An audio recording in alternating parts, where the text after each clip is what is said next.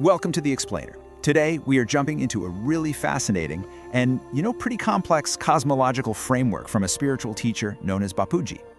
It offers a unique answer to a huge question. Why is our one planet home to so many different religions? All right, so let's get right into it. The whole idea we're breaking down today really hinges on answering this one central question. If this particular universe we're in is the creation of a being called Shiva, well, why isn't everyone here a follower of Shiva? Seems logical, right? But according to this source, the answer isn't something you'll find here on Earth. No, you have to look much, much further out into the cosmos. So to even begin, Bapuji throws out this pretty radical idea.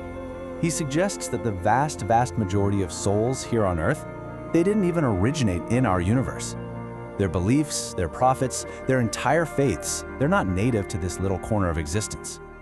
And what's so wild about this quote, it's the scale he's talking about. I mean, we're not just talking about other star systems or something. We are talking about entirely separate galaxies and even completely different universes. And this is the absolute foundation of the whole concept. Earth is populated by cosmic migrants. Okay, so to really get your head around this, we've got to look at the bigger picture, the way Bapuji lays out the entire structure of creation. And believe me, it extends way beyond what we normally think of as just the universe. So in this model, our universe, right, everything we can see, all the stars and galaxies, that's the specific creation and, you could say, the domain of a being known as Shiva. This is his realm, his cosmic territory. But here's the kicker. Our universe? It's like one single grain of sand on a massive, infinite beach. Bapuji talks about a multiverse that is just teeming with countless other universes, and each one has its own creator god, its own set of physical laws, and of course its own souls. He even says some of these other places don't have the cycle of death and rebirth that we do. And this is where it gets really mind-blowing. Someone asked him, okay, so what percentage of souls on Earth right now were actually made by Shiva in this universe? And his answer? Next to nothing. That means the overwhelming majority of people on this planet are, in his view, visitors from entirely different realities. Which leads to the most obvious question, right? Why here? I mean, out of all the planets, in all the galaxies, in all the countless universes, why Earth? Why did all these different souls from all over the multiverse decide to come to this one tiny blue-green dot? Well, the answer he gives is pretty epic. It's all because of a huge cosmic search. He says souls from all across the multiverse were drawn to our specific universe because they found out that a supreme being, one he calls the Almighty Authority, had secretly come here. Okay, this timeline really helps piece it all together. So he's saying this almighty authority showed up here totally in secret and without a form almost 2 billion years ago. But, and get this, it wasn't until the incarnation of Krishna about 5,000 years ago that a kind of signal went out across the whole multiverse, basically confirming this supreme being's location. And that is what supposedly triggered this massive migration of souls to our planet, where they're now waiting for some kind of final prophesied event.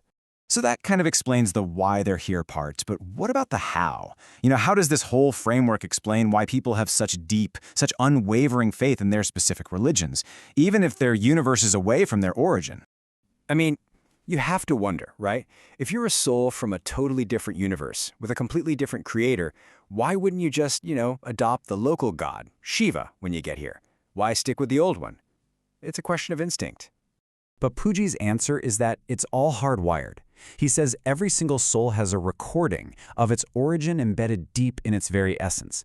You can almost think of it like spiritual DNA. It carries this unmistakable, unchangeable signature of where it came from.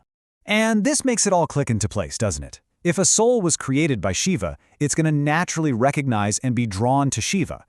But if a soul came from another universe, well, it's going to inherently recognize its own maker and their messengers. And according to him, this is why something like forced conversion just doesn't work on a fundamental soul level. You can't just overwrite that core allegiance, it's encoded.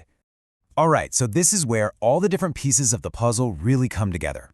You've got all these souls from all these different universes with totally different beliefs, all gathered here on this one little planet. And it's no accident. They're all waiting for something big. So, what are they waiting for?